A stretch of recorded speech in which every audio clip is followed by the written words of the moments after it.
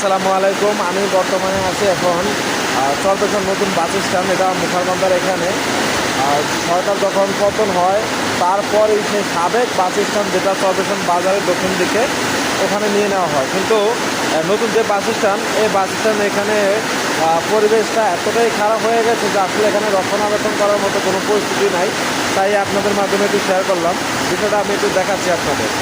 দেখেন, এখানে যখন যত্নে ছিল তখন এখানকার পরিবেশটা তখন এরকম ছিল না। এখন ভিতরকার পরিবেশটা এরকম।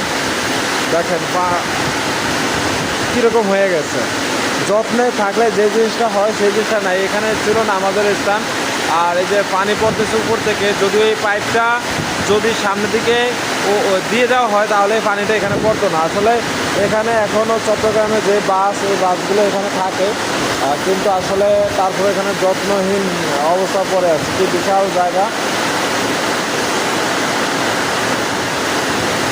কি বিশাল জায়গা ছিল যে এখানে বাস থাকতো সবসময়, বিশাল এরিয়া নিয়ে করা।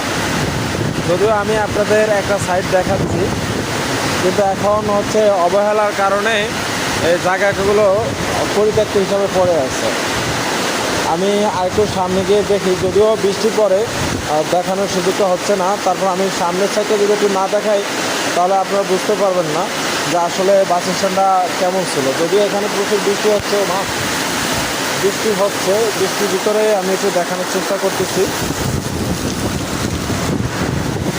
বৃষ্টি পরে সম্ভব হয় না সামনের সাইডটা দেখানোর, বৃষ্টি কমে গেলে দেখাতে পারতাম। জাস্ট এখানে পানি পড়ে দেখে আপনাদের সাথে এই জিনিসটা শেয়ার করা। দেখেন দোতলা কি সুন্দর সিস্টেম ছিল। আমি একটা সাইড থেকে আপনাদের দেখাই, যদি এই সাইডটায় বৃষ্টির পানি না পড়াতে আমি একটা সাইডটা আপনাকে দেখাচ্ছি। এই জায়গাগুলো সবসময় বাস ভর্তি থাকতো, বাস থাকতো আর কি। এখান থেকে যেহেতু বাস স্ট্যান্ড ছিল, যে এখান দিয়ে দেখা যায় এই যে সামনে মেন সদর, যেটা বোলা প্রফেশনাল যে মেন রাস্তাটা, ওই যে শ্যামলী একটা বাস দাঁড়ানো। দেখেন আমি অন্য সাইডটা একটু দেখানোর চেষ্টা করব, দেখি বৃষ্টির কারণে পারি কিনা।